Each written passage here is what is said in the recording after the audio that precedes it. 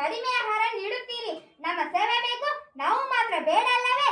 ನಮ್ಮ ಸೇವೆಯನ್ನು ಮರೆಯದಿರಿ. ದಯೆ ಇರಲಿ ಸಕಲ ಪ್ರಾಣಿಗಳಲ್ಲಿ. ನಮ್ಮ ಬದುಕಿನ ಆಧಾರ ತಾಣ ಕಾಡು, ಅದನ್ನು ನಾಶ